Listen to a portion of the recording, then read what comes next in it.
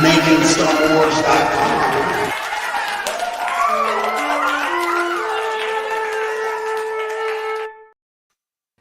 Hello, YouTube.com. I'm Jason Ward from MakingStarWars.com, and that's let's get your friend Rob over here. Yeah, vodka in the morning. Is that vodka? Huh. You know, I hadn't thought of that. Now I'm going to do it. Thanks, Jason. When I worked at a Mervin's on September 11th. I remember that. I had to go to work that day. It was dumb. But I was cool with the guys in asset protection, I think it's called. And yeah, and it was kind of cool because like they liked Star Wars. They were Phantom Menace guys at the time. That was still kind of like hey, we like the Phantom Menace. So we used to just talk about Star Wars. And I would go in that room with them, even though I wasn't supposed to. And we would drink. And the irony is we would drink at work in asset protection while they were doing a sting operation on somebody who was drinking vodka while they were working, and they were having to collect the evidence, and we were drinking. That's the world. And now you know what it's like to be law enforcement. Right?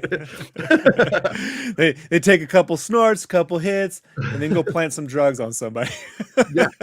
to make the quota.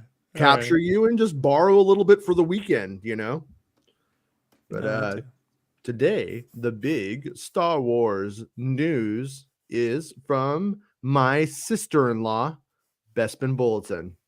And today, yeah, he's got this. He's got exclusives.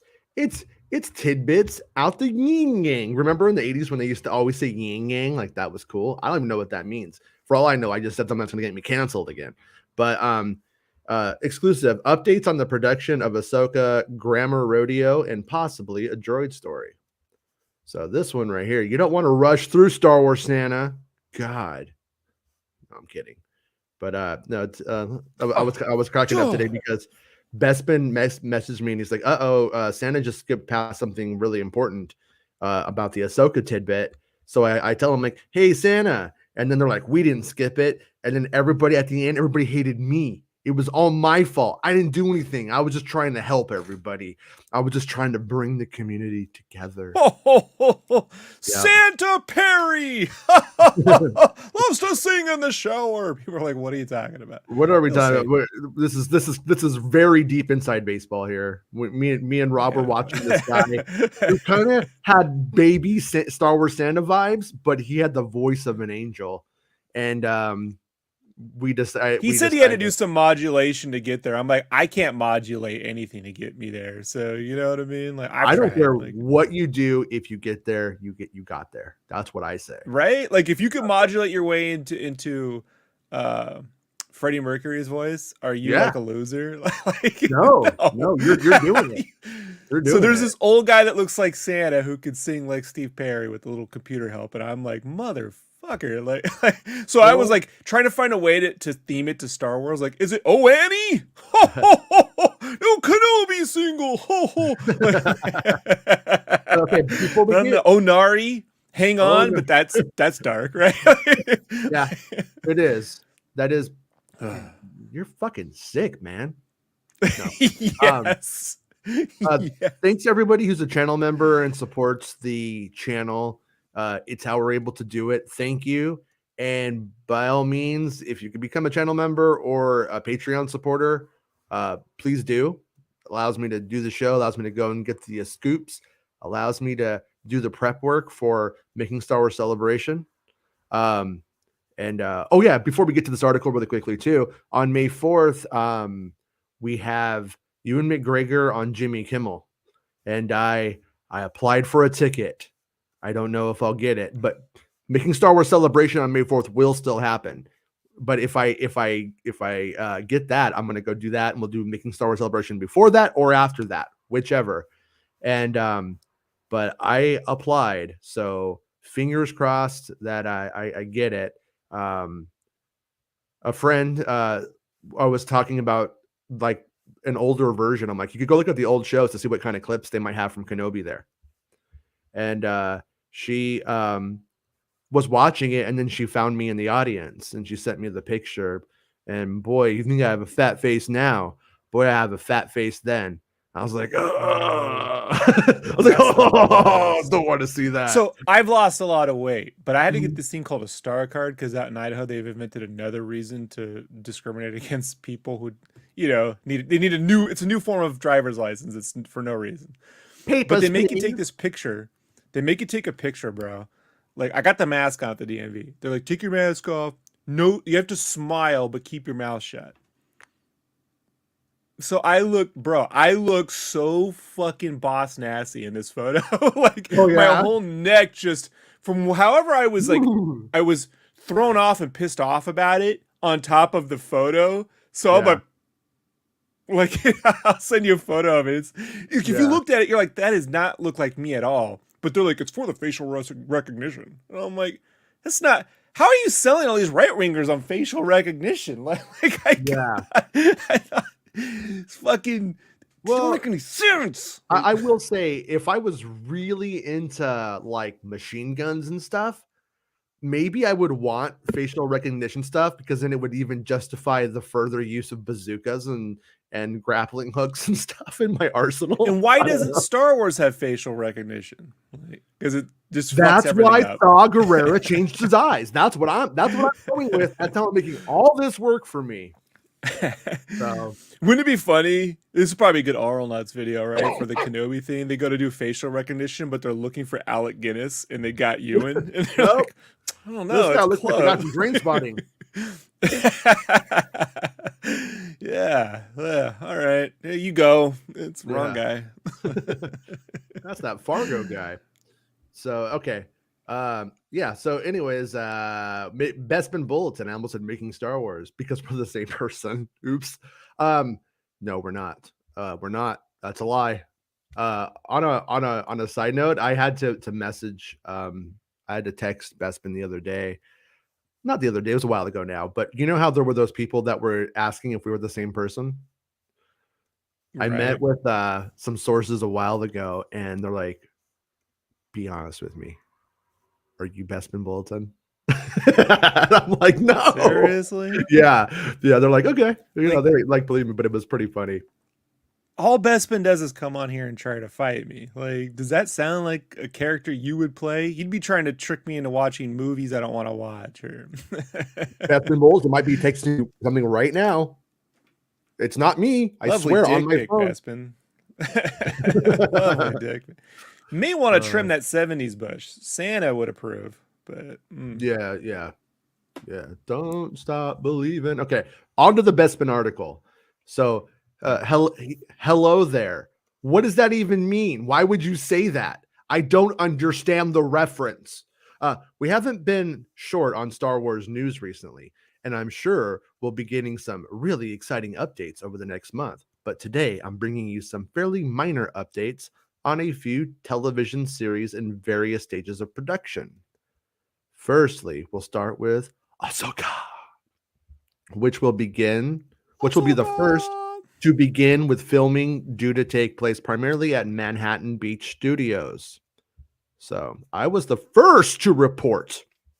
Remember, he was the first. I know what it's like, though. I've been the first on things. Be honest. But then all these things you guys are doing, Jason, all these things these guys are doing are eventually going to be Star Wars Newsnet exclusives. So that's true. Star Wars Newsnet will be like, there's an antenna. It's exclusive now. But I still don't get how Anchorhead was an exclusive. But that's the world that we live in. I'm just an esoteric, unheard of Star Wars site, so I get it. Bespin goes on to say, I was the first to report that Ahsoka would begin filming in late April, which was later corroborated by The Hollywood Reporter, but that it could slip into early May. Currently, I do not know if filming has begun, but they've started work on creating sets at the train yard filming location used for The Mandalorian, The Book of Boba Fett, used for The Mandalorian, The Book of Boba Fett, and Obi-Wan Kenobi. I was told over 3 weeks ago that the sets due to be constructed at the train yard would appear to be some kind of temple ruins, perhaps a Jedi temple, with sources telling me the set looks like ancient Roman ruins. Last week, I managed to get a glimpse of the set being built, and I've included some images below so you can get an idea of what I'm describing. And so right here, you can see down here, you see a couple little feetsies. You know what I mean? See these like little. You don't have it up, buddy. Oh, what the fuck? You got it. You got it. I thought you were just reading a site. Like no. Okay. Sorry. Yeah, no, it when I do that, it puts me over into a new tab and I can't see you, or you know what I mean? I'm like reading the site. So if it it's does like the that, time I thought the Starship was a real boat.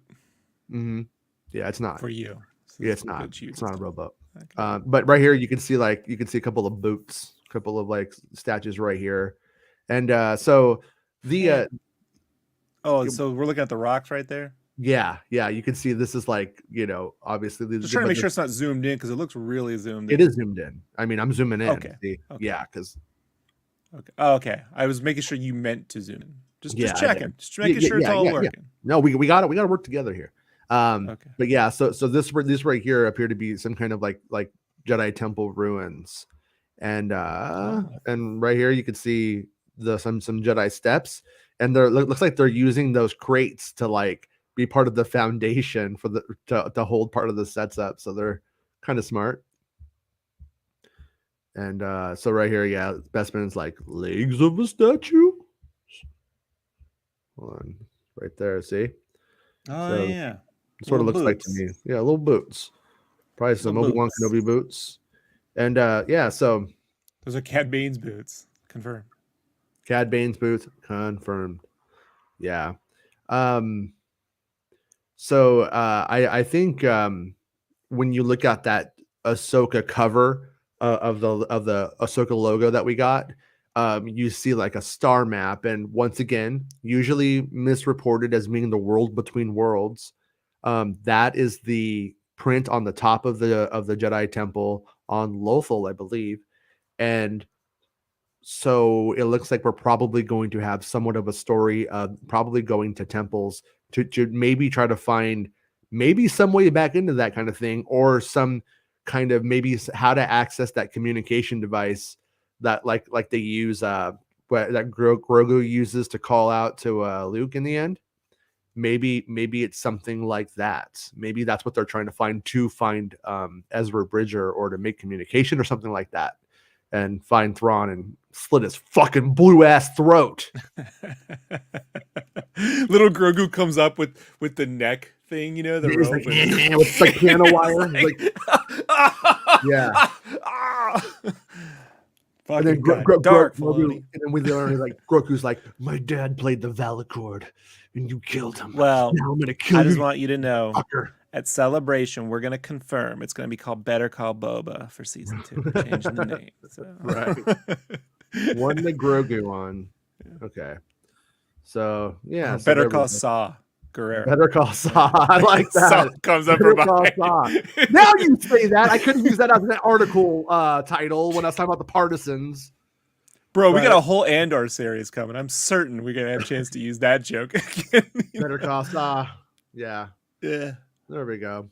But yeah. So yeah, who's that's cool though, man. I like that. I like the rocks. So they're doing all this outside, right down there. Yeah. Yeah, and one of the things is like we could go down and see this set right now, and they haven't been filming outside there, from what I understand. Like I know that have gone to it. They say they haven't been filming. I know people who work in the office there and stuff, and they said I haven't seen any filming going on, but that doesn't mean that they're not filming a couple miles away over at Manhattan Beach Studios. So they could have started filming in the volume right now and haven't gone out to start to do exterior stuff at all. But yeah, it's kind of hard to like say. And also they, for what it's worth, in the past when Filoni shot there, it's been at night. I don't know if so this scene right here, like what we see out here could be them going there at night. You never know. Oh, for night. Not at night, a night shoot. They shoot, but in the show for a night shoot. Like they filmed some of Ahsoka meeting Grogu. There they filmed it in the volume too, but they also filmed some of it outside there, and for the outside forest and stuff going into it, and that was all filmed at night. I'm just throwing it out there. It's probably irrelevant, but it's just we have as long as we want to discuss this shit. So I'm bringing it up. But I like to work on vampire time, so I like vampires too. I like vampires. Vampires. So this is the one I find to be the most interesting. Star Wars: A Droid Story has remained extremely quiet since its announcement back in December 2020 and was originally slated to release sometime in 2021, but that window came and went. In recent weeks, I've heard of various Lucasfilm-related happenings at Pinewood Studios, London, and the actors, motion capture artists, motion capture actors, and movement performers have been hard at work on a Star Wars project in recent weeks at Pinewood Studios, including last week. With my initial belief being the project was the Acolyte until it was revealed by the Illuminati that production has been delayed to October. But with the heavy use of motion capture for this project, I'm now leaning towards it being linked to a droid story, which is set to intersect animation and visual effects with Lucasfilm Animation and ILM both working on the project. Yeah, so yeah, me and Bespin for like the last I don't know, maybe 2 weeks have been going back and forth on that one, talking about it. And we kind of came to the consensus. I hope I'm not trying to shoehorn myself into his shit. This is him. But I was just like, yeah, dude, I mean, if you got mocap work going on and we got Anthony Daniels in a mocap suit, and I know it wasn't here, I don't believe it was here, and then they're saying that there's this intersection between animation and ILM and bringing those things together. I'm like, I think it stands to reason that just the Occam's razor, this bitch, the most obvious answer would be it's a droid story. And a droid story, we haven't seen anything from it. It's not out yet. It's being made somewhere. So we have Anthony Daniels working. So I think it's safe to say that they're probably doing I think they're doing something like really, really cool looking with it. It's probably going to be like some seriously high level CGI stuff. Looks like a CGI. I think it's going to be like a CGI. Cut to Baby Shark with droids, and you're like, yeah. No, they wouldn't they wouldn't even have the it has to if they're doing mocap and shit, the rigs are probably pretty extensive, most likely. So it's going to be anything beyond any of the Star Wars animated shows that we've seen, because they've never used mocap for everything, and they've never used ILM. I think ILM is the big key here. I think that's the fucking difference between a show like Bad Batch and this is ILM is involved. So I think it's sort of I think it might be a really, really realistic CGI Star Wars film.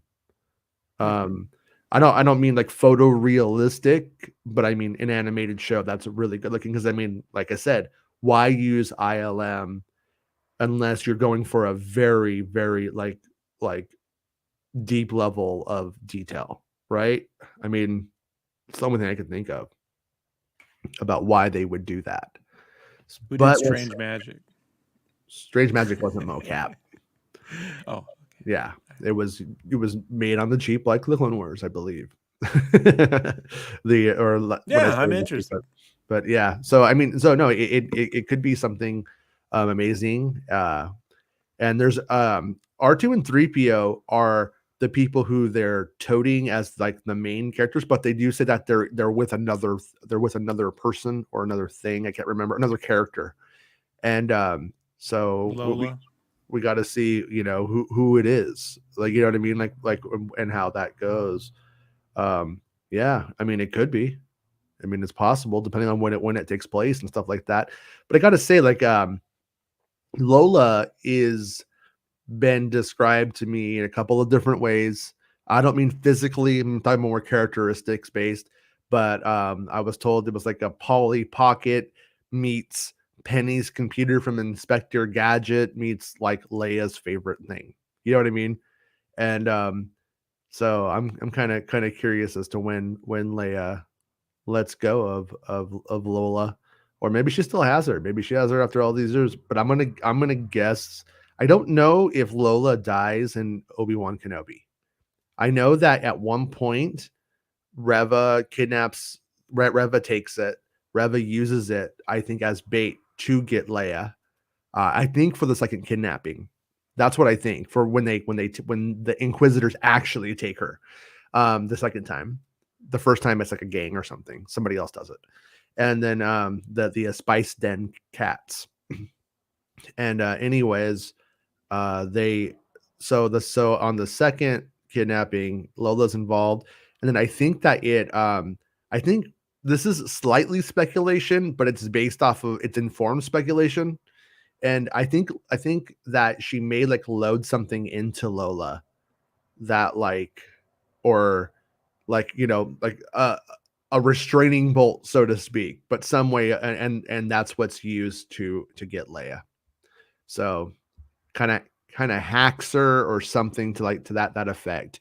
This wasn't a passing conversation, and that's when everybody was still shitting their pants about Lola, you know, about Leia, Belle, Bria, and Lola. Those were the ones everybody was crapping their pants about, you know. And every single time I bring it up, someone's like, "You know about Lola?" I'm like, "Yeah, I know about Lola. Of course I know. Of course I know about her." It was a StarWars.net exclusive. Yeah. Well, the one thing I will say is when that report came out this week that was saying it was like move over Grogu or whatever that did, my sources all eye rolled that shit. They're like, that's not what we're trying. We were not trying to make a new Grogu with Lola. We're not. That's not the aim here. They're like I hope Brad Bird did that for us in 1987. Yeah, they're like, no, this is about giving Leia a companion, something that she cares about, something for Leia to like do. You know what I mean? It was the way when it's presented like move over Grogu. It just says this is a merch op. It's Lola was never Lola's not a merch op. Whole show's about Lola now. Yeah. Well, I had people DMing me about that. They're like Kenobi never owned a droid. I'm like, I don't know how many fucking if you watch my show and read my articles, it's not Kenobi's droid. It's Leia's droid. It's Leia's fucking toy. You know? He's worked with droids. I mean, I don't know if these assholes ever watched Attack of the Clones, but there's actually an astromech in his fucking ship. You know what I mean? It's not his astromech. It's on loan. Excuse me, that's the property of the Jedi Temple, I believe. The property of the Jedi Temple. Thank you, Jocasta New, for coming in there. Yeah, Droid blocking me. If it doesn't have droid registration, it doesn't exist. Sounds like communism. I don't like it. Yeah. But yeah. So like yeah, Lola. Jedi Order declared bankruptcy to avoid. No, I can't do that. Yeah, you know, from the kid killings. And, you know.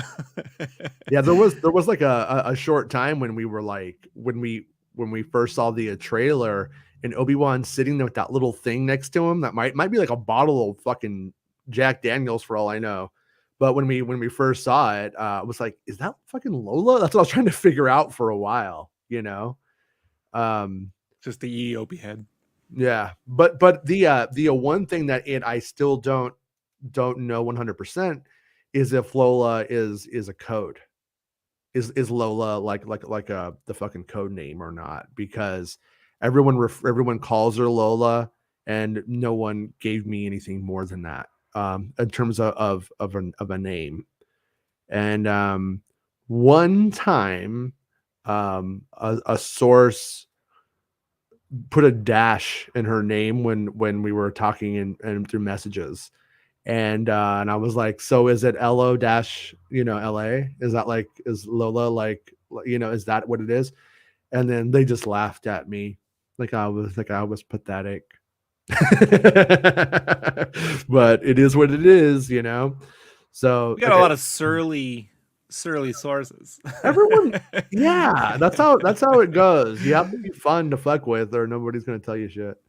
No, I mean it's just like I said, we asked the big questions, and so we will get the answers, but they don't always necessarily want to, you know, spill everything or whatever. So yeah, that was the droid story stuff. And lastly, Grammar Rodeo. God, if Grammar Rodeo ends up being a fucking Disney Plus spelling bee Star Wars based game show. I'm gonna be really pissed off. Like Lastly, was that Wheel of Fortune?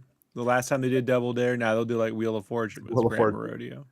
Lastly is Grammar Rodeo, which is due to film from June until December at Manhattan Beach Studios and also in Culver City, which I exclusively reported a handful of weeks ago. See, if you say that, then I read it, then it means I exclusively reported it weeks ago. You're making me a liar, Bespin. Since then, I've recently learned that the mysterious project will also film at California State University, Dominguez Hills at some point. It's as if you're arguing with Roger Rabbit, like you're Eddie Valiant.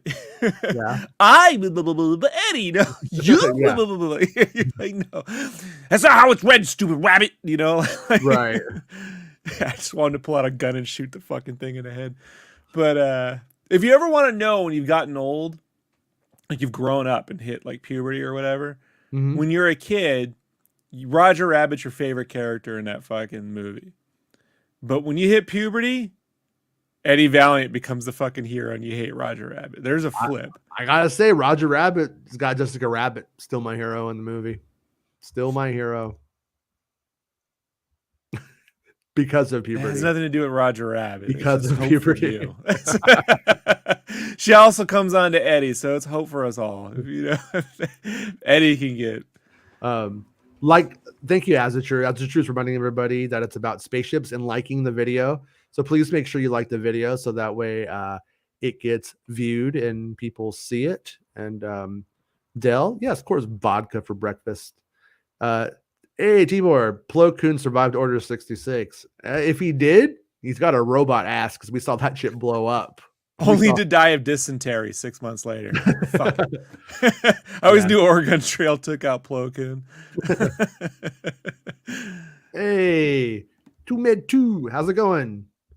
Good day, gent. Oh, it's the Baymax. I love my Lambda class shuttles like I love my head. Imperial leathered, or is that lathered? You know what, dude? That's cool, but all I say is all hell lamb head. That's what I say. Hey, it's Max Zandow. Hey, how's it going? Very Kids in the Hall of you. Did you see that Kids in the Hall's coming back? Yeah, I saw the trailer. It's the trailer annoys me because their humor doesn't work in little bites as much. You know what I mean? It's always like a product, so it's like, all right, some of the stuff looks really great, but I just want to see an episode. I don't need modern marketing for Kids in the Hall humor. You know, like, but I'm looking forward to it. Yeah, I mean, I don't think it could escape that, but I'm excited because I don't think any of those guys had such great success in such a way that they lost themselves. So I expect it will be the same dudes doing more or less doing the same humor. But Kids in the Hall was, that was the best. I used to stay up after SNL to watch it when I was a kid because it was better. Yeah, I went from you can't do that on television to Kids in the Hall. Like it was an easy move. You know, SCTV was in there too, but it was just like easy. These are the Daves I know. These are the Daves I know. Baymax says, if you're not first, your initials are probably JM. Next, a lot of weird humor today, man. What? It's just smart people humor. I'm not so smart. I'm stupid. I'm smart too. I'm not. Max, how is Mohawk? Everybody wants to know. We have a Mohawk update here. He's good, but he's kind of fighting with his brother Rocky right now. Well, Rocky fights. What do you expect? I keep telling them. You bring up Mohawk, and I just get the Gremlins 2 bit from Key and Peele, bro. Like that's. Wait. Whoa. Star Wars Anthony just sent me Bigfoot living next to Skywalker Ranch. I gotta watch this. Have you seen it? Oh shit. Wait, does it say Skinwalker Ranch? Oh no. Yeah, he said Skywalker Ranch, but it says living next to Skinwalker Ranch. No, Anthony, that's just the ghost of Anthony. Kurtz. Yeah. we installed the pool and we awakened Kurtz's ghost, and it's haunting the grounds now, like Bigfoot. Fucking asshole. I don't think I've ever told the story, but one day Rick McCallum and George Lucas were out looking at the ranch, and they did see a Sasquatch, and Rick McCallum was forced to fight one while George clutched his pearls. Lucas is telling the Sasquatch, rip his arms off. Do it. Rip his arms out. And that's where Joby got the idea to throw spice in the face of the spice den people to escape, because Rick McCallum just pulled some coke out of his pocket, threw it into the nose of Bigfoot, who began hyperventilating and running around in circles really fast until he fell asleep and died. And then they left. But the weird thing is, it disappeared like a force ghost when it perished. But it did leave a burned indention of its body, which was really weird. Really weird. But Mohawk is good, everyone. We named the Sasquatch Indy. Baymax says, I don't like you either to 3PO to R2. I don't like you either. Evazan to Luke. I don't like you either. Rob to Santa. I don't like you either. And it was a hashtag. Aw. I only make fun of the people I like. The people I hate, I just ignore. Think about that. Star Wars Santa says Jason skipped the same part of Bespin's article I did. Did I really do that? Did that really happen? Because You skipped part of the article? I guess I did. And I'm going to say, I blame Bespin. I'm going to blame Bespin on that one. So we did it. Young Boomer, how's it going, dude? A Droid Story must reintroduce Kybo Ren as a legitimate character. Kybo Ren, that was a character from Droids, by the way. Yeah. Yeah, I know everything they do is a bullshit derivative of what I created. So, whatever. So we have a new picture of Owen and Kenobi, both of which are from Total Film magazine, and it's cool. I mean, I like the picture. I don't mind seeing it. We have to realize not everything is for us all the time, but boy, does it not really make us excited just to see, camera B of the shot from the trailer, essentially. They got their coverage, Jason, which means they're not canceling the series. So be happy. I will say, this is open for speculation and debate. I don't entirely know 100%, but I am under the impression, and I could be wrong, though, that it like right here, I don't know if Nari has been killed yet. I think that it's the same. Yeah, this is when the Inquisitors are doing the interrogation, and I think this is when they may kill somebody. Just like, how they cut off the guy's hands and stuff. That I could be wrong, okay? So like I'm speculating here too, but I'm trying to put together like things that I heard, last June, I think now it's been. So I think that the hands are cut off and everyone's watching them do this shit. And everyone's like, wow. And then and then they haven't caught Nari yet. They're letting Nari go hide.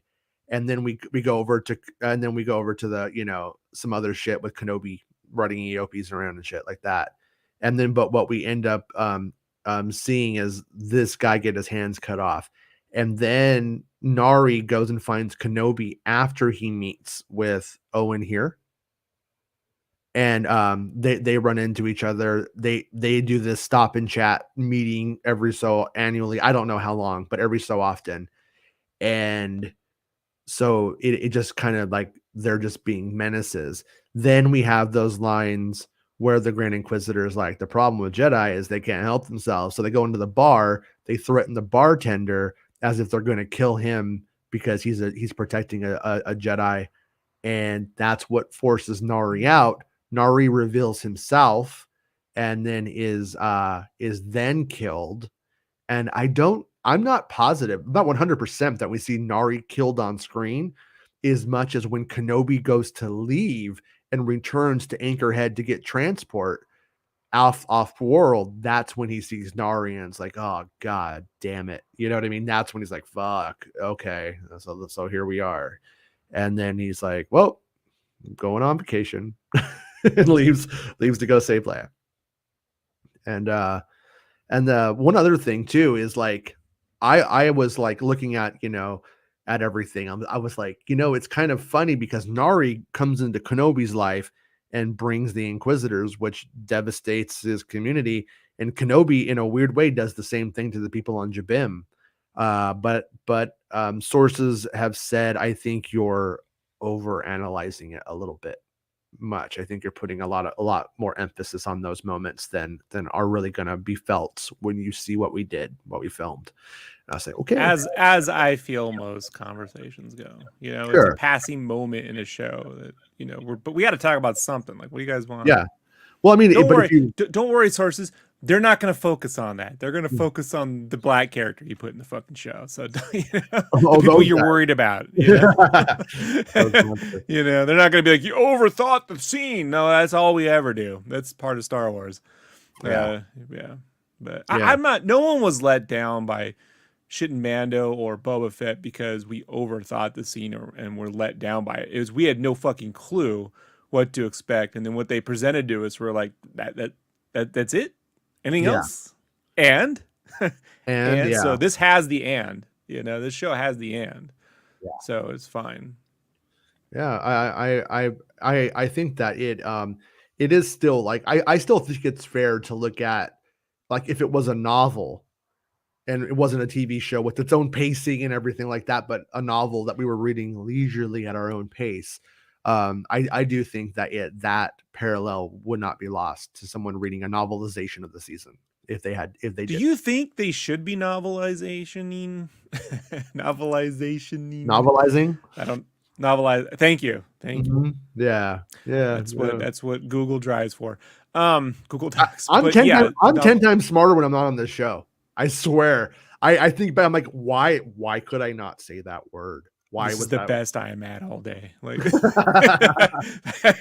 I'm on point here. It's all downhill before and after this. So, but do you think they should be novelizing these series? Like if after the fact, like, do you think they should go in and say, what else could we, go in and then approve? I think making novelizations canon a good time after the show and expanding on things that you're okay with them expanding on is probably the better bet than a day and date drop. I wonder if that's, like, wouldn't it be cool to get a book about like 3 episodes of Boba that really expands out, or sorry, Mando or Kenobi, that.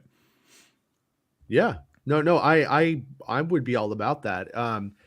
The only thing about it that I would say that goes against it is it, like, it may go against things like now Fennec Shan's alive, that kind of shit. You know what I mean? It like that may start writing them in the corners and may just like make like for headaches that they just like don't need. But when it comes to a series like Kenobi that's not living, that's supposed to be a limited series. That's where I think you could have done a novelization.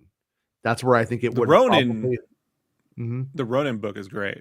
I'm just letting you know, like, however they did that, that's how they should be doing all this shit. So like I don't think like Book of Boba Fett or even Mandalorian necessarily would be a good idea because it's not done and they're still creating and telling the story and making up the story. Right. But this one right here was supposed to be a film, became a series, and it's sort of a one and done.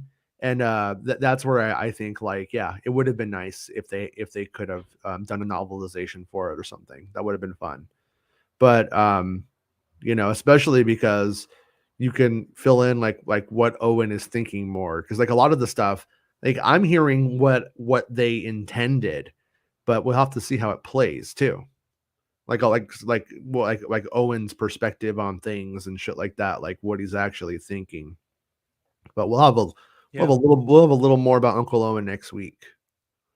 And a little on the May 4th. Dick pics confirmed. Yeah. But it's really well hung, Owen. Yeah. That's how he keeps Baru's very happy. Yeah, no, I mean, she could have went anywhere in the galaxy and she stayed there. He must be doing something right. And to her credit, her too, because moisture farming doesn't sound very fun. But but they drink healthy water, so they're well hydrated, it's all purified, reverse osmosis. Blue milk is an aphrodisiac. That's why when Luke sees the hologram of Leia, he's like, she's beautiful. It's like, how can you tell? It comes from nipples the size of cantaloupes. It may as well be. But that's how I remember the scene.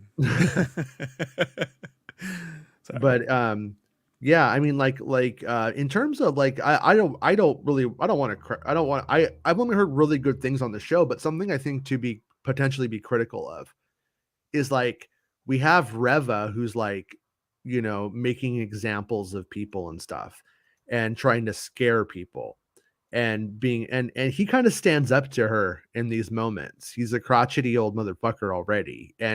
But it's slightly heroic too. And, but it's like, we know he's not going to die, and you know what I mean, and we know that there's no consequence for it, and I'm curious to see if we're just like, yeah, I'll go and you tell her, you know what I mean. I'm curious to see if that ends up playing well or if it ends up playing stupid, because when I first heard it I was a little bit like about it, and then when I had it explained to me another time, I thought, okay, maybe maybe it's fine.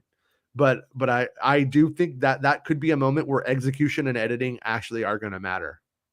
It really Well, will. they do matter, Mhm. like It always that's matters. everything. So, right. But it's definitely where I could see if it was shot for whatever reason in a slightly cringy way, like if this was a cartoon, I know it would be cringy.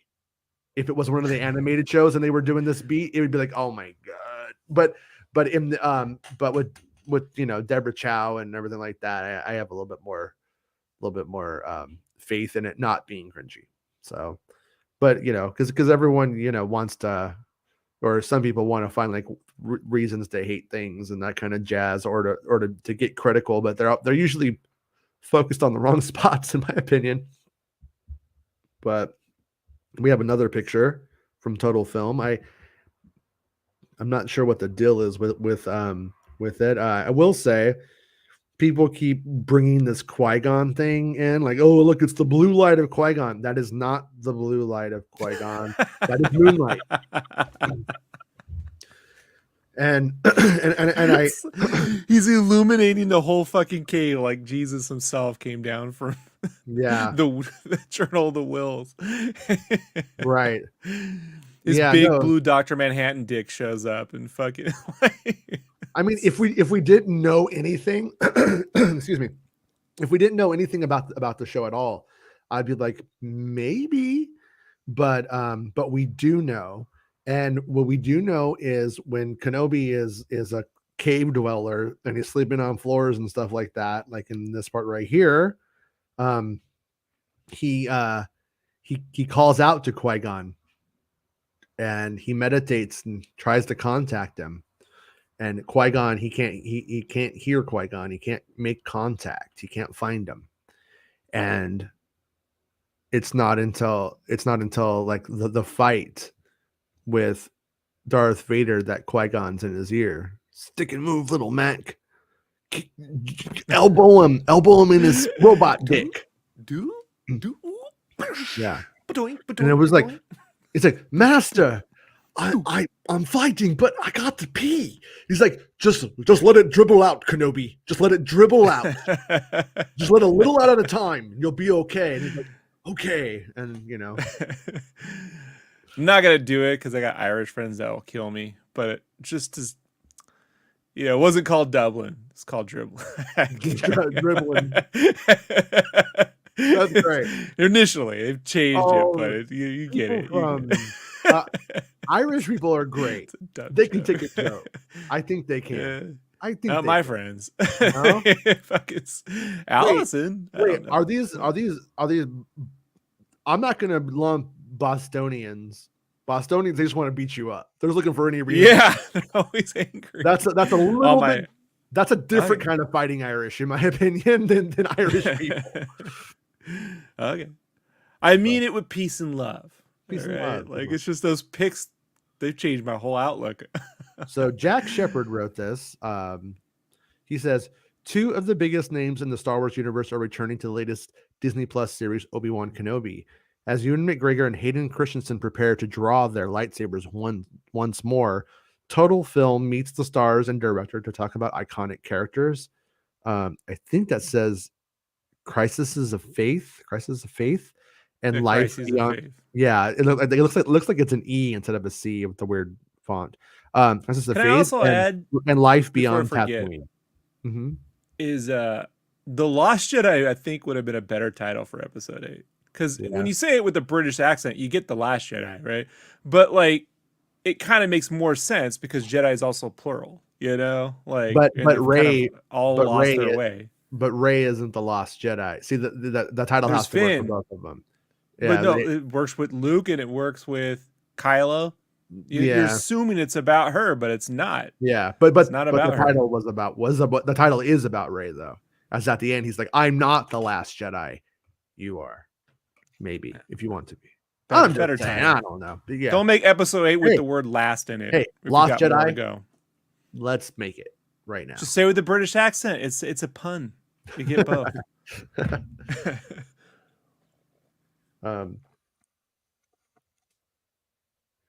Is the leak true that Palpatine saved Vader during one Kenobi fight? That he goes to Vader to help him? No, there is no Palpatine in this story. The whole series is about me. In the Kenobi series, to the best of my knowledge, there is absolutely no Palpatine on screen doing anything. I'm not saying he's not mentioned. I don't know if he is. He could be, but is Ian McDiarmid or Palpatine a character in the Kenobi series? To the best of my knowledge, that is not the case. And when I look at my what I do know about that kind of shit, I don't think any of it goes that way. So yeah, I think I'm going to is the leak true Also, that Palpatine saved Vader during one Kenobi fight? That Palpatine saved. Then he goes to Vader to help him. Then that he goes to Vader to help him. when has Palpatine ever been interested in helping Vader in the middle of a fight? Like, it's never happened and it never will. You know, he showed up once to save him from dying, but he didn't go there to keep him from being what, and he wouldn't. You know, he'd let Vader get the shit kicked out of him, get him all riled up and even more angry, and then abuse him. He's an abusive person. He's not a I'm helping my buddy out, my little apprentice. He could, you know, he's willing to chuck Vader at the instant someone else, another Skywalker shows up, you know, like he's just not interested in it. Yeah, Baymax says, hot take, Irish Americans aren't Irish. They're Americans searching for a sense of identity.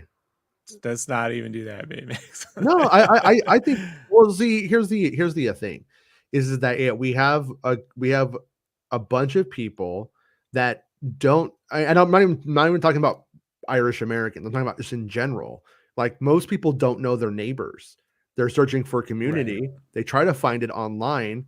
But in that, I mean, everybody's had that fucking dude, for instance, not Irish, but who will like wear a kilt to the fucking office because they fucking did a 23andMe thing and found out something that, and it's just like, no, that's just you hoping that you're more interesting. It's like you hoping that your parents are actually the Leia or Padme and Anakin, and that you're a space prince. You're not. And Jason, the reason why I don't want to bring up is this is just, it goes down a path like my father loved the Chargers. It's San Diego. I'm like, Dad, no one on that team's from San Diego.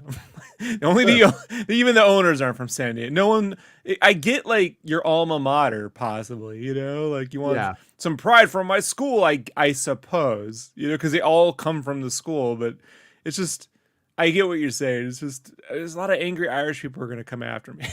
No, they're not. They watch the show. You know, they're Baymax is the Irish guy saying it. So it's okay. They're not going to. Yeah, okay. I didn't say it. Yeah, Baymax, the Irish guy. The Irish guy said it. So no, I mean, it is like there is this way that like, and it's like, for instance, like I think it's one of the saddest stories I ever heard were Black Americans who decided to go back to Africa after being told that so many times from horrible people. And when they went there, they weren't accepted because they're not the same kind of Black as Africans, because there's so much white in them. And they were immediately identified as you're not us. And it's something else. It's like, so it really, I think, just is more important that people embrace their local communities better. And that you know what I mean? That's probably like what you should have pride in, is your local community more than even I don't really like nationalism either. I think that shit's kind of dangerous and scary too. But that's just me. You know what, man? I'm just a citizen of planet Earth. You know what I mean?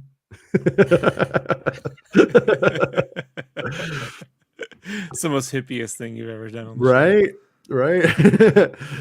But yeah. But anyways, but it does talk about, like, you know, what did that piece of text there, I think, is actually like interesting in terms of the leaks too at the end. What does it say? And life beyond Tatooine, the crisis of faith and life beyond Tatooine. You know, and if you're a foot guy, there you go. There's some Ewan McGregor foot for you, weirdos. Quentin. Quentin Tarantino. Yeah. I'll take any feet. Yeah. Because I mean, like you know, like but that's the just to go back to that in the Qui-Gon moment.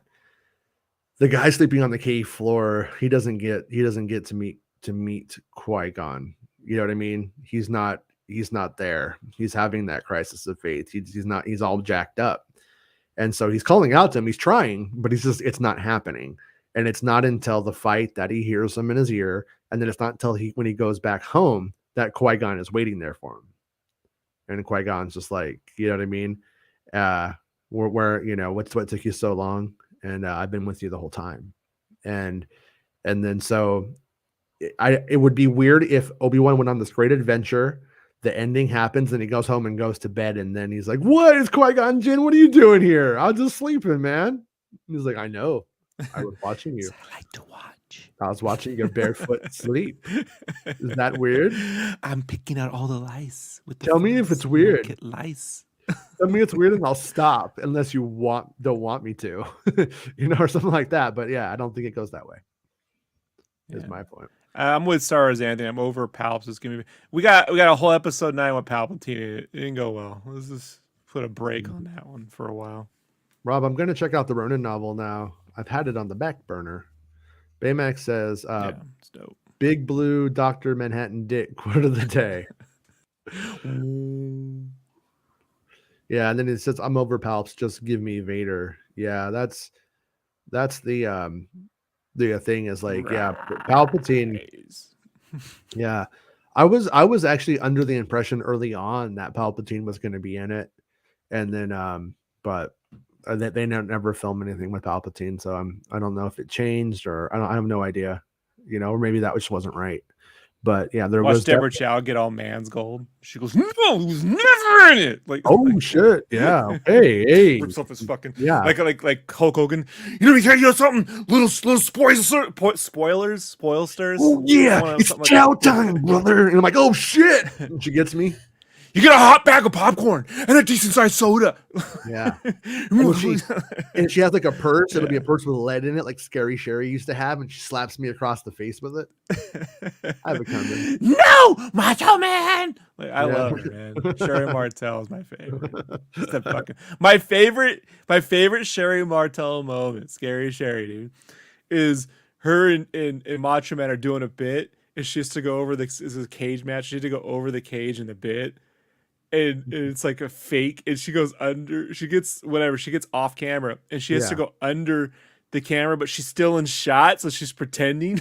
Yeah, they did that shit live, and you can see her there. You know, and then she comes in and fall. I'm gonna say that's on the cameraman at that point. Right, it's the best. It's the best. But I like seeing it all work. You know, I like seeing she's the best. There's no other female wrestler who could wrestle and fucking shoot or be a heel or all that. Like, she was so good.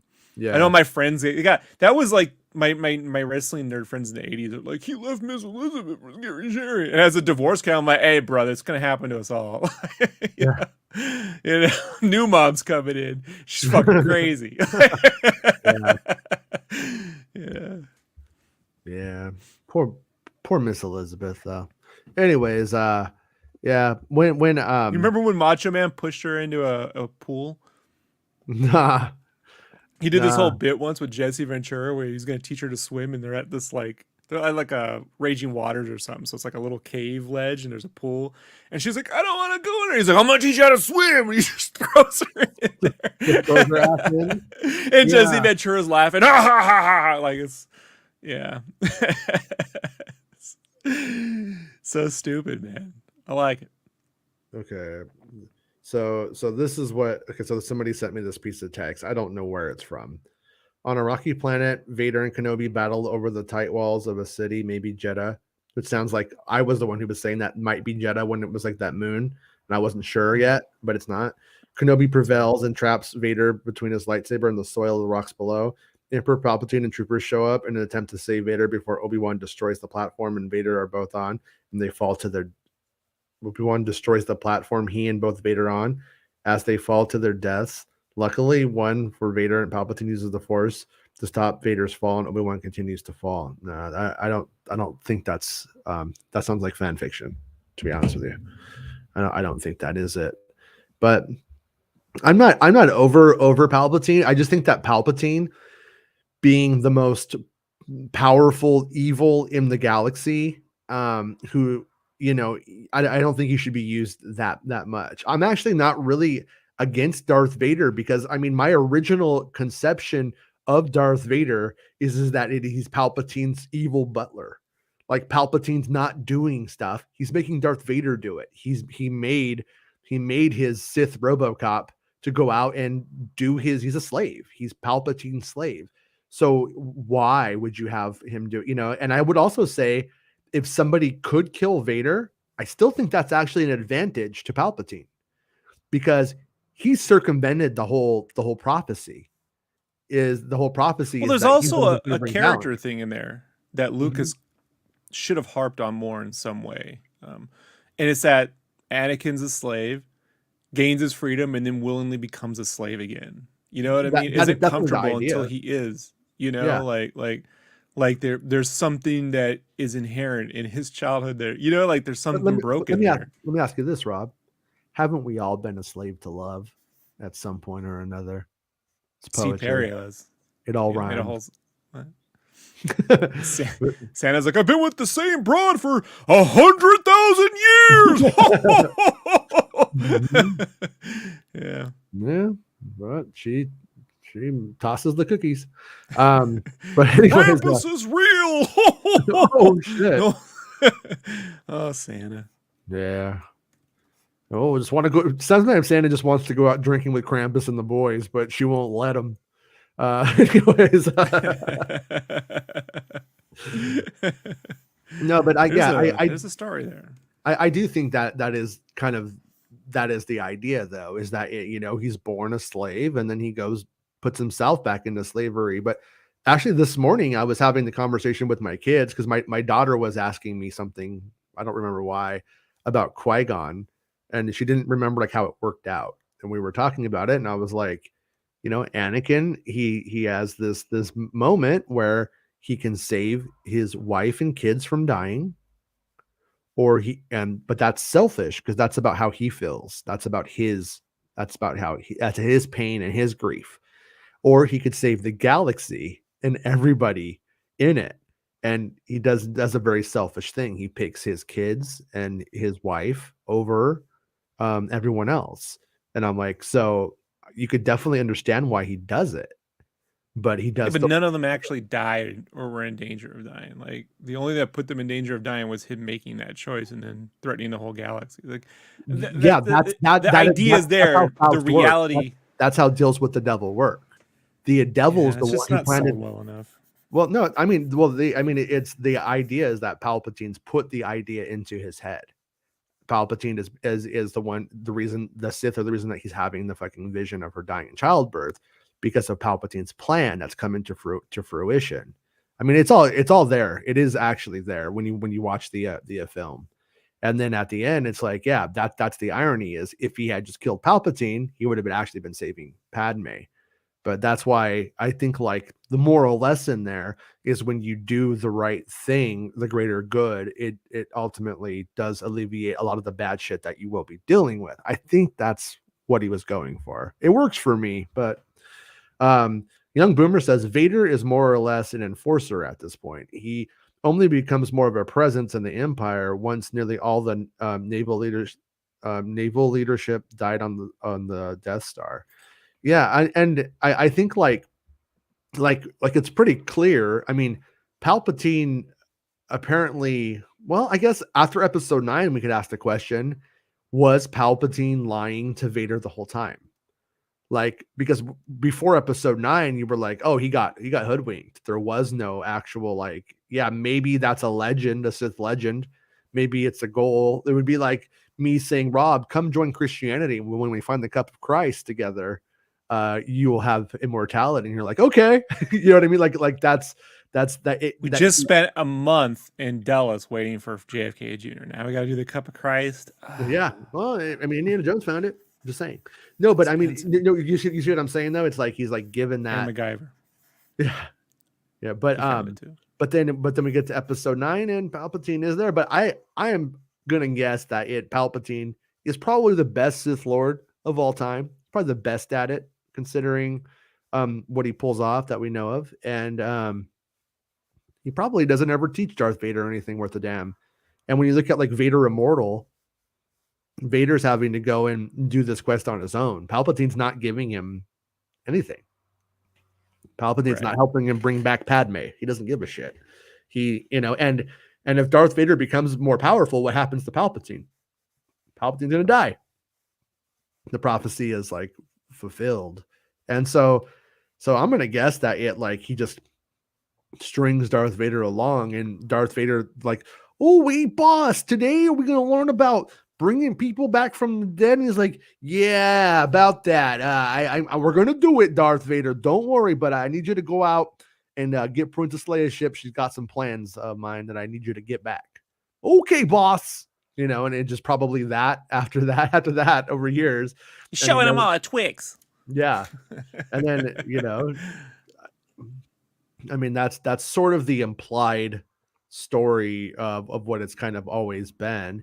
And then, but we also have like Darth Vader, like it does seem like in Return of the Jedi when he's with Luke, that he's just like, there's no point. Like, you just can't beat this guy. Like this guy is like, he's pretty resigned to the fact that they're kind of fucked. But then once Luke doesn't break, that's when he starts to get his hope back and he starts to believe, you know what? I remember when I was that guy and I think this kid could do it. I think this kid got it. And then, I really think the only time he had a crisis of consciousness is just watching his kid be murdered by this guy. Mm-hmm. Like I don't think he ever dipped or was willing to. He would have easily cut Luke's head off if he had to on Bespin, and I think he would have done it on Endor. I disagree because he didn't. He cut off his hand, which is fucking hardcore. But that's he didn't because that's the movie. Look at him. I obviously, but we're looking at it as a big living thing now because the new stories, the new motivations have to take all of this into account. And I don't think but even the original story for The Empire Strikes Back, he's not trying to kill Luke. He could. He's trying to turn him. And that's the difference. He's trying to get him angry, he's trying to get him emotional, and he's trying to like get him to go to the dark side. And and I guess we could debate, why did he cut his hand off, or what was the reason? Did he just go too far?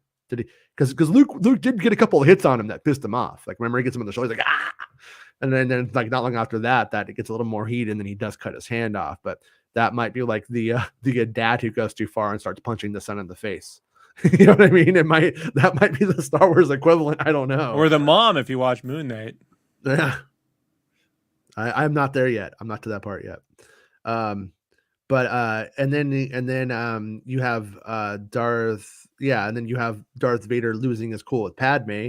Obviously, the original idea was that he chokes Padme, goes too far, and then she succumbs to her injuries and dies, which was the better way to go. But then I think they were afraid of that R rating, or afraid of making either they were afraid of the R rating being an issue, or they were afraid of saying that Darth Vader was a wife beater. But he does force choke her anyway, so I kind of put him into that realm. Other way you cut it, I mean, you choke her out. That's not any less bad than hitting her, right? I mean, that's the way I look at it. I telegraphed it in Clones when she wears a choker. It all I mean, I rhymes. designed it. Yeah, So yeah. that's true. I'll never forget that moment. Casual dinnerware. Hmm. Hmm. I'm gonna say, if we want to read between the lines, I don't mean to imply that because a lady wears something means that she wants to fuck you, but it was just them alone in front of a fire having dinner together at a vacation house, and she did go and basically put her space lingerie on. She did get her It's space a very domination. elaborate costume. Yeah, That's yeah, all I'm saying. You know, she'd just come out in slippers and flannel. I'm all yeah, right. You know, I get yeah, it. yeah, or put their fucking frog dog jersey on. Like, okay, I'm going to bed with all of her, no, none of her space makeup on. You're like, okay, there you go. We're just friends. Her But official Boss Nass hoodie. there's Yeah, he had to make money.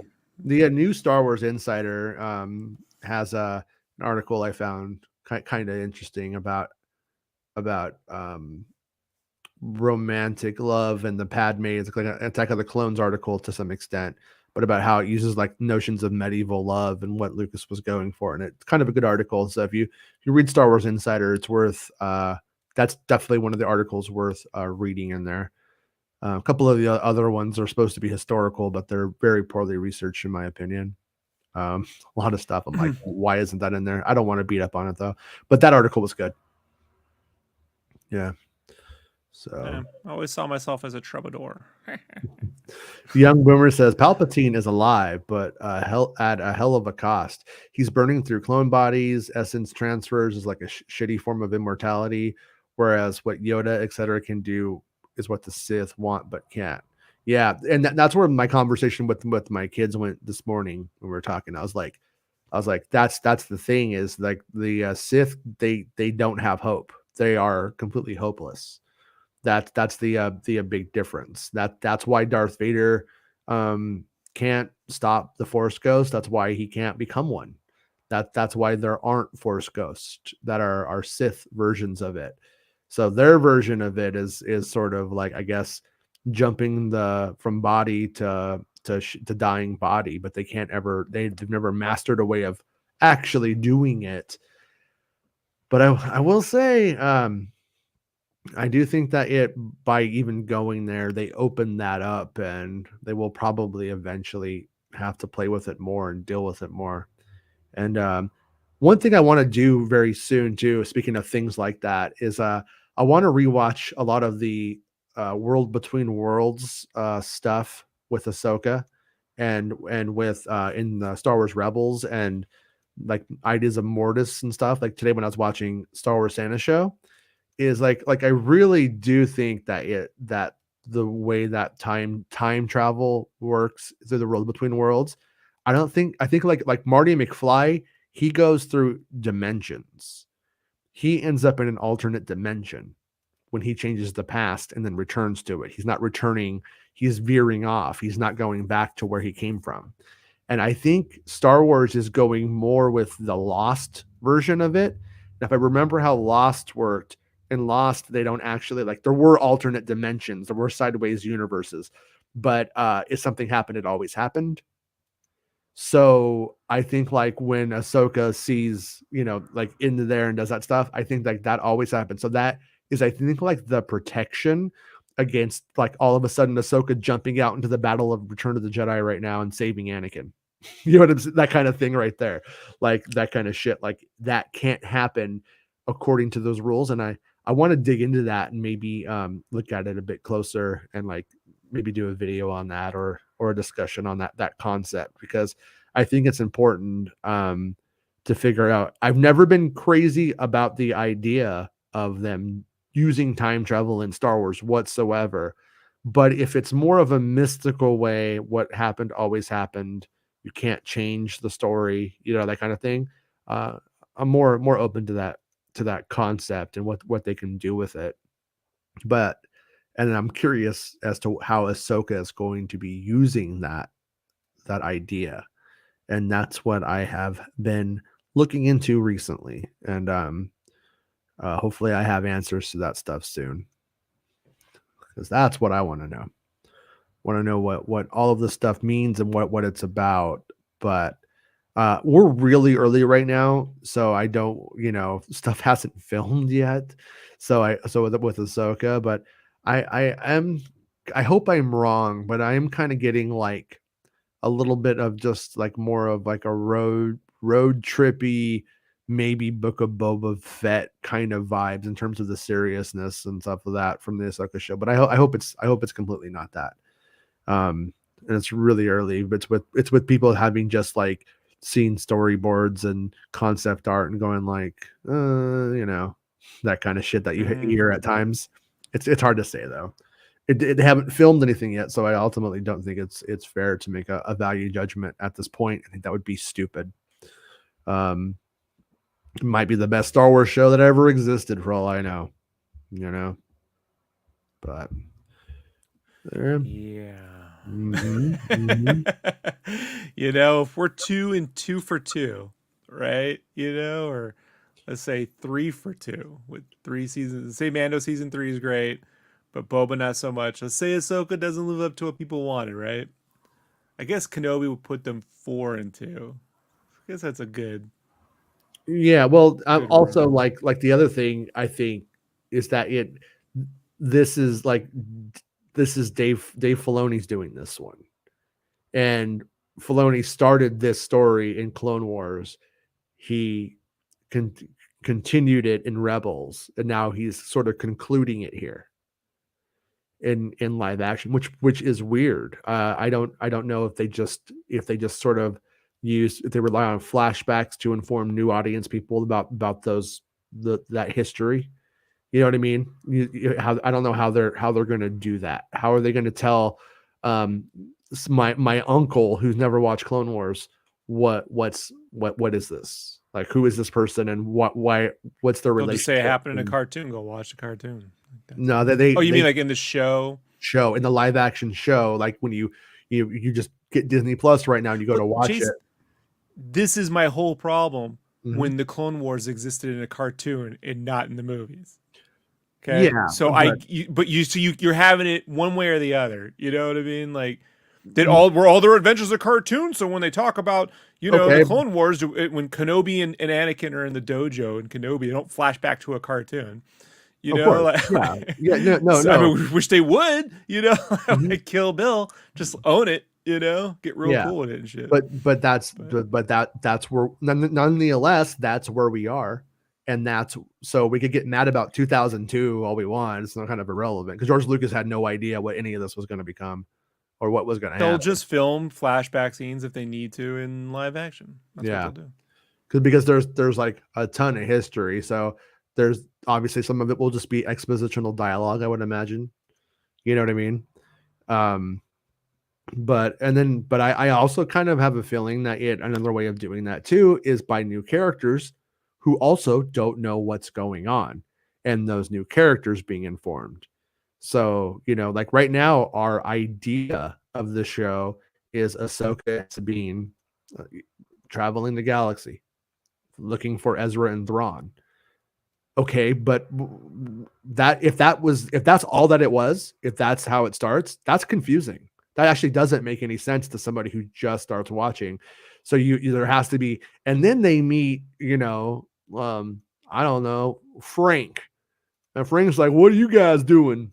"Okay, I'll come along." And then all the time they're like, "Ezra was our friend. He looked like Aladdin, but he didn't have a monkey, so it allowed you to hate him pretty easily. If he had the monkey, we would have liked him so much more, but he didn't have the monkey," and stuff like that. But also kind of weird that they ripped off Aladdin to give him the monkey. I'm just going to say it's the best part of Aladdin is that fucking monkey. I mean, come on. National Lampoon's Ahsoka Vacation. Probably. She has a ship with that wood paneling on the side. Azure says, caught Jeff Grubb's stream earlier. He said he's put the Fallen Order sequel name out there online in a few places for people to find before it is revealed at Celebration. Working on it. Okay, yeah, I'm not sorry, Jeff. I'm not familiar with the Grubb universe, but just say it. Don't spray it.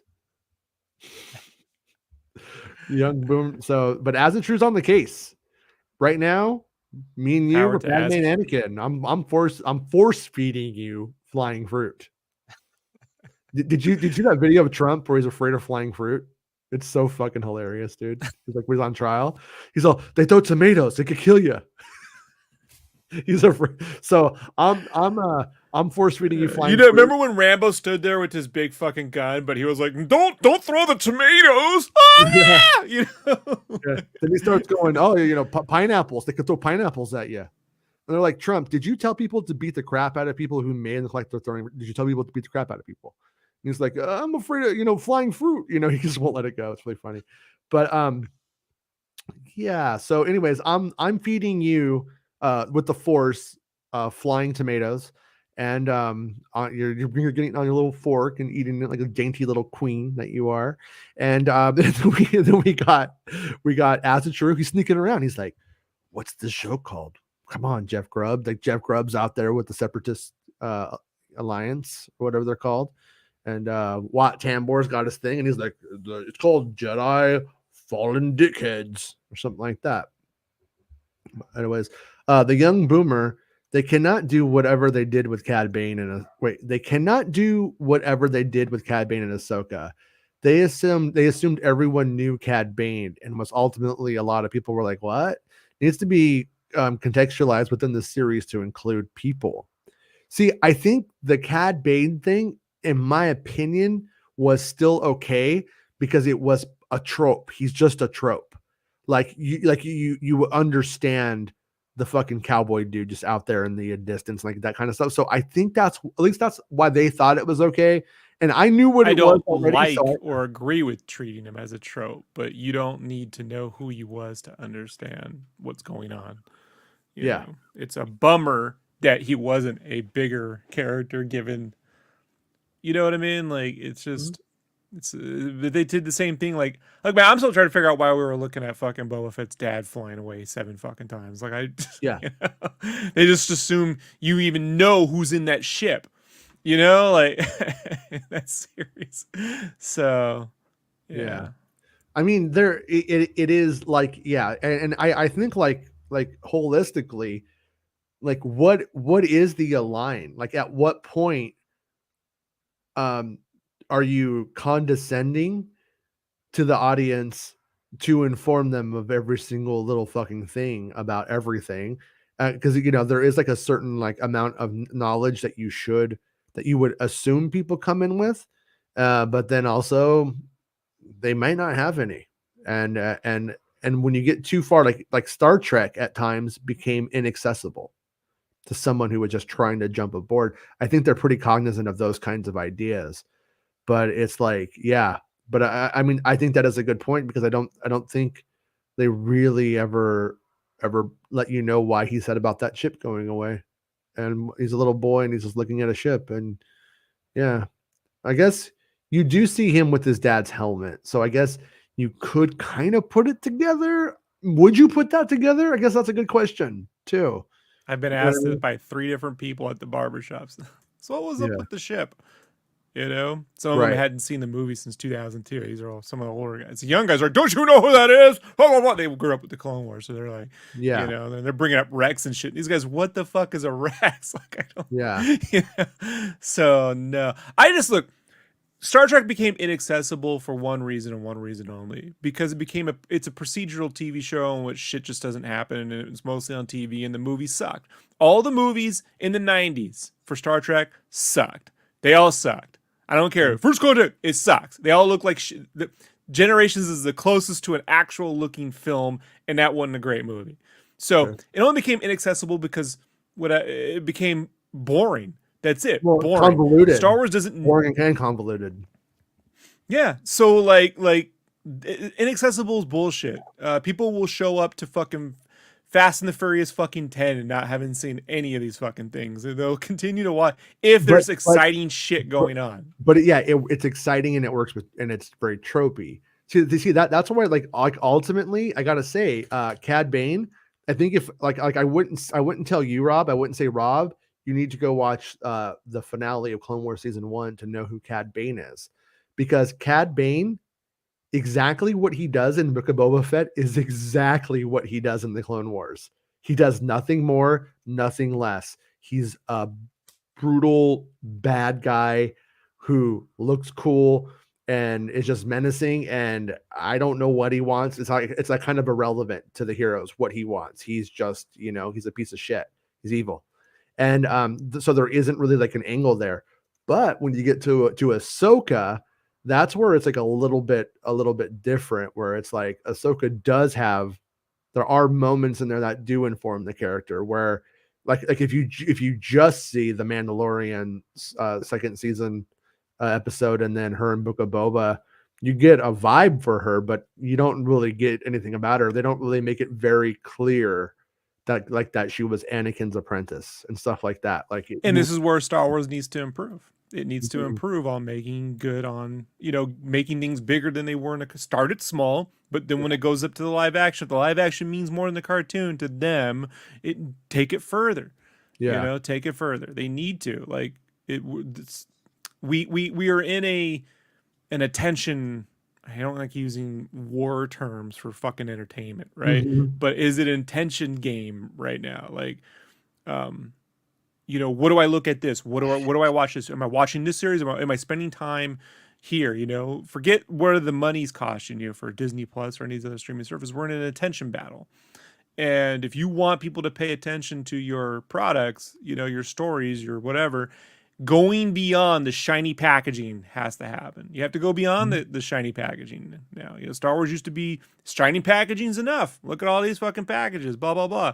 It's not enough now, Yeah. So my hope is that like I was talking about, even for that Star Wars Visions cartoon, or not Visions cartoon, Tales of the Jedi cartoon, but ultimately I would prefer it be in live action. Like, it would be cool if we kind of do get like Ahsoka being taken from her family, given to the Jedi Order by Plo Koon. If we saw like Anakin taking her, under his wing, and then montages of them fighting in the Clone Wars together, and then the Jedi Order losing its way and her leaving the temple. Like, if they remade those really important story beats from the Clone Wars in live action and told it in a really emotional montage with fucking great music, like that would be my dream for it. And it would convey to everybody exactly like who she is, what it was.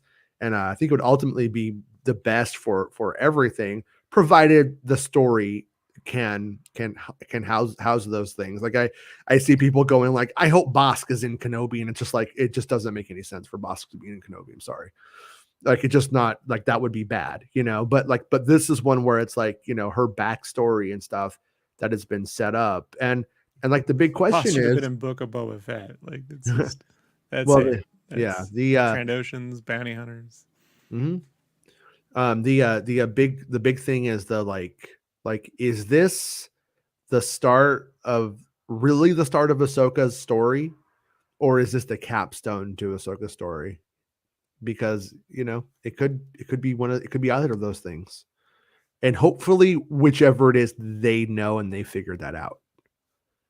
Because if they don't, they're just like, it's going to be a half-baked series. And I'm hoping it's not. I'm hoping it's completely, either the start of Ahsoka's journey or the end. And I definitely think if they're going to do like one series, like, if there's just one series, it kind of has to end it.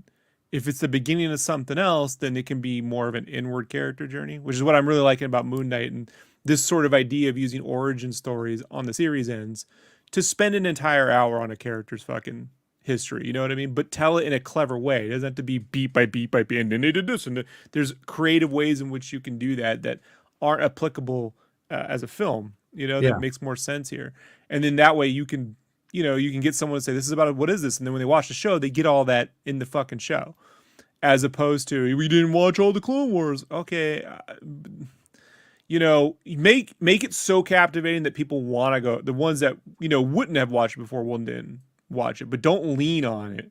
That's something that I really like about, Rogue One, and that if you go back and read Catalyst, if you hadn't read it going into Rogue One, really informs the film. Unfortunately, They never marketed that book properly, so people don't even fucking know it exists. Just doesn't. When I tell people what's going on, I'm like, there was ways. It's in there. It could be done a little bit better, but it is a good 1-2 punch. Mm-hmm. So I do think, man, my hope is that they just. I'm not expecting Star Wars shows to be fucking, these award-winning fucking series. It can be fun genre, but I think the Marvel side is showing there's so many different ways to do this that I just want Star Wars to have its own continuity, and if you got 6 episodes, spend a little bit building up a character so they matter. We just want the characters to matter. We're getting real tired of villains showing up and then getting. Sorry, let me finish. Villains showing up and getting killed instantly. I like that in Star Wars people die, right? As opposed to like in a DC movie or a Marvel movie, they generally probably not gonna die, right? But when they just show someone cool and then kill them in 3 seconds, it's like, then what was the point? Like, you give me a little bit of time, give me a little bit of a capstone.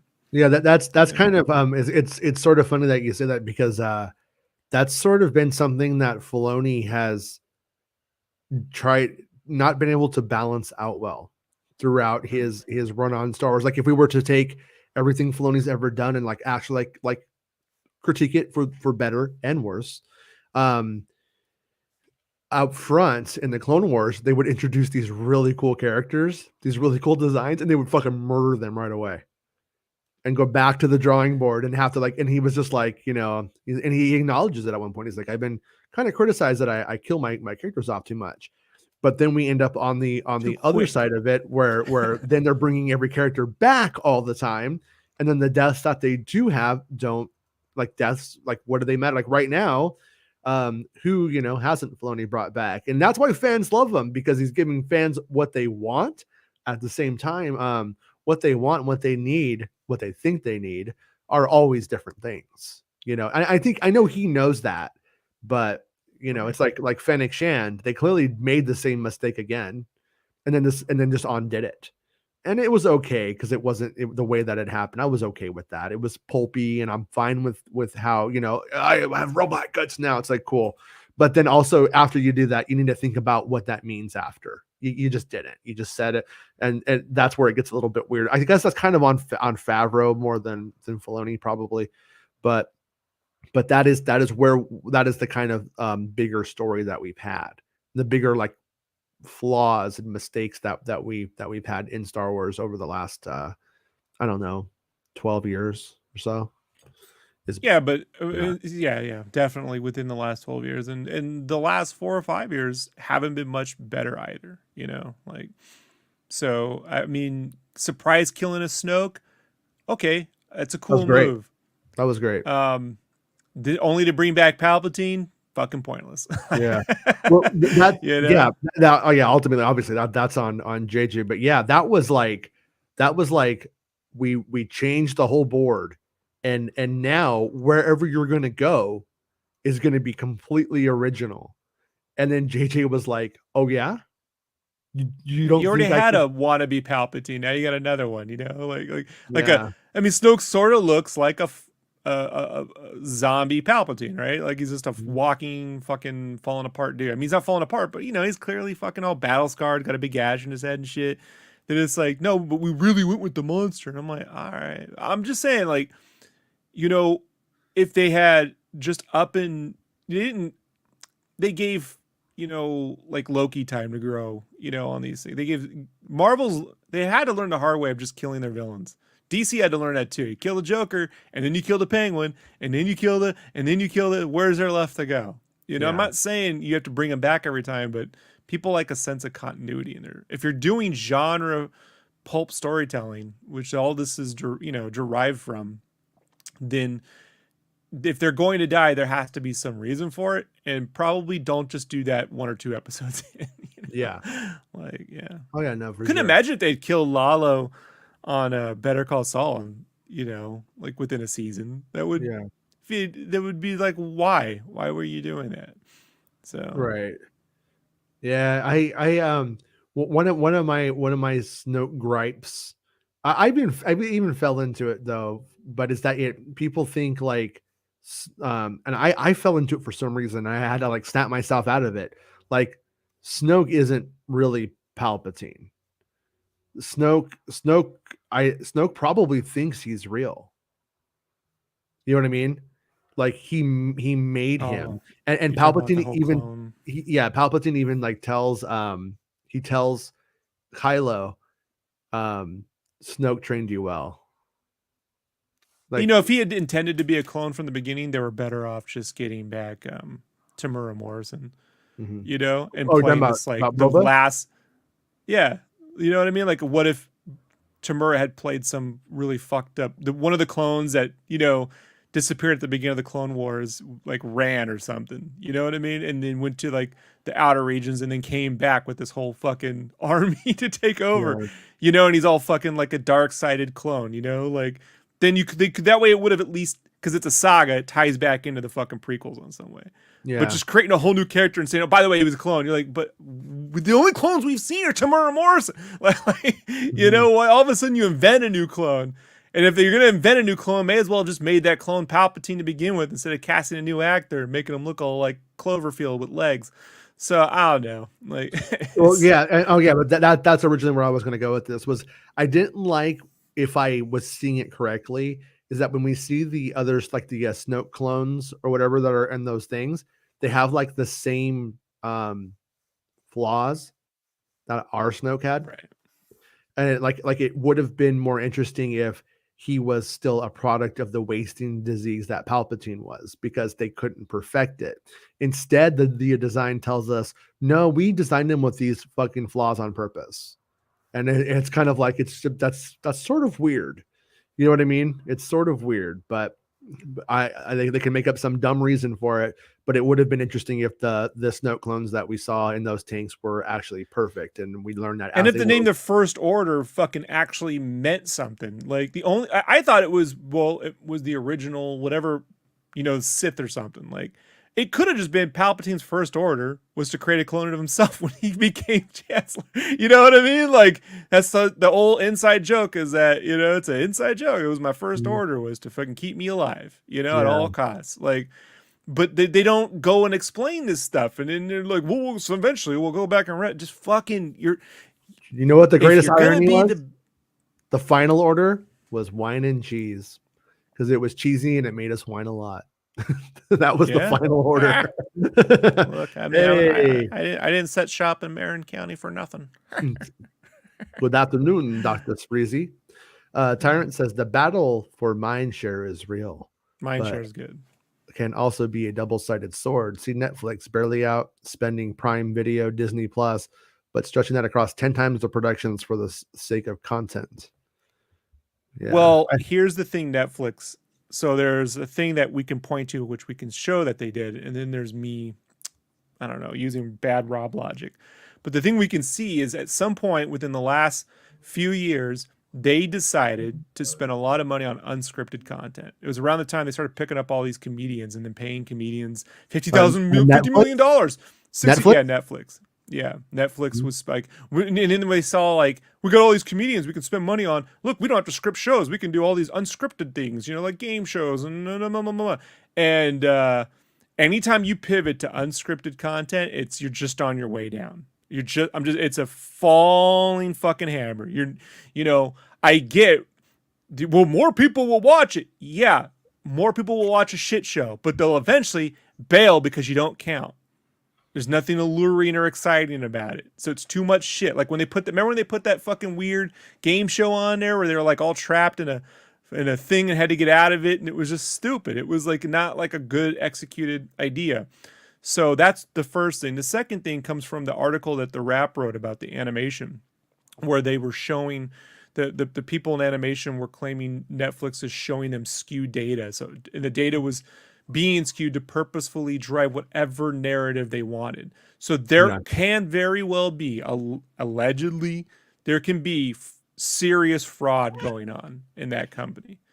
Yeah. You know? Serious, because you cannot fucking lie about your numbers to people that you're in production with to justify it. It's cooking the books, you know? Yeah. Yeah, like you say you did really well, but we don't want it, so we have to show you didn't do well. That is not. You could just say, "We see you did well. We're gonna pay you out. We're out of here." But there's all sorts of things that go with that. So I suspect there's a lot of cooking the books with Netflix. I on a side note, I rewatched some YouTube channels. This guy, he's like the tech. I don't know, tech time traveler, I think his name is, super corny, but he was doing this little hour-long bit on a hard drive company in the 80s called Microscribe, and they were the ones that sort of popped up next to Seagate or whatever, one of the hard drive companies. But they had to, like, with the way the hard drive market was in the 80s, they always had to show form of profit, and so they eventually got audited, and they were trying to hide. They're trying to hide the numbers. Mm-hmm. So they found that if you get bricks, they're about the same size as a hard drive. They'll fit in the box and they weigh the same. So like they bought all these bricks, dude. And then everyone just show up and do a brick packing party and put them in the boxes and put them on pallets so the pallets would get weighed, you know? And then they thought over the course of 2 or 3 years, they could slowly get rid of the bricks and then dissolve the books, you know, and accrue that debt incrementally. That's still fraud. It's trying. Yeah. And the rationale behind it was this guy, they got hired he was an older guy, he was in his 70s. He's like, I'm 70, they're never gonna put a 70-year-old guy in jail. Ha ha ha, for fraud. You know? And so yeah. It might be time for the industry to do some sort of oversight committee that allows for standardization of data and how it's to be read and used. That way, you know, if Disney Plus starts telling me something and then I want to go invest in Disney Plus because of that data, maybe we should know what that should actually means. And they have, and Netflix has made here's a double-edged sword. They have gone out of their way over the last several years to tell everyone, we have the data, we have the numbers, we have the best numbers, you know, we know everything. So which means they can't go in a fucking court and go, I don't recall, I don't remember, I don't know. Like, no, you have numbers, you know, you've been touting this the whole fucking time. Let's see it. Yeah. Palpatine, Tyrant says, Palpatine looks like an old man sack. Snoke looks like an old man sack that got stuck in a zipper made of barbed wire for 100 years. Yeah, that sounds right. Yeah. Star Wars Anna says, just thinking about how the story could have been affected by revealing Palpatine in TFA with Snoke as the hand of the Emperor. Yeah. Well, you know what was kind of interesting was when the first time I ever heard about Snoke, he was I was told he was an acolyte of Palpatine. And I was told, and some of the stuff ended up becoming true, that Kylo became, the original story was a punk in his teen years and joined gangs while Leia and Han did official stuff. And he just started hanging out with the bad crowd. And that was the Knights of Ren. And I thought, like, oh, that's not really what they're going. It's kind of like the idea. And that's essentially what it ended up being. So I do think the original concept was that Snoke was an acolyte of Palpatine. I still think it's probably somewhat true in that the clone probably believed he was an acolyte of Palpatine who was now taking his place, that he was gone. All I'm saying is if you're going to use an evil clone in episode 7, they had Jorah Sabath as a template. I'm not saying the name, but they could have gone way better with it, you know? Mm-hmm. It just, even if it was like, you know, Snoke was a mocap hologram for Palpatine. You know? Yeah. Like, I don't know, man. Like, it is what it is. It's a fucking series I never want to sit through ever again, you know? Unless they find a way in a future series to make those characters really count, so I'm excited to go back and rewatch it in the way that has happened to some extent with some of the prequel stuff. And my theory before episode 8 went into production was that Snoke was a Wizard of Oz dude, and it was just the First Order propagating an idea that even existed, and it wasn't, and that they had actually created the dark side in Palpatine and Kylo, got him to start doing stuff, and it was just a big manipulation. And I thought Kylo was going to then realize that he was the master, and that's where they were going to go. Better idea. But then and they were even like having ideas like Snoke can never be found because he has his own personal ship and he's just flying around. But then episode 8 came out and he was on that giant giant ship that I guess became it instead. But yeah, I at the end of the day, I love the characters in the sequel trilogy. I love the performers in the sequel trilogy. And I really hope that we get more sequel trilogy content so we can move beyond the conclusion. I just think it's going to fix so many bad feelings about. I think it will actually elevate the good and let us. You know what Marvel did? Mhm.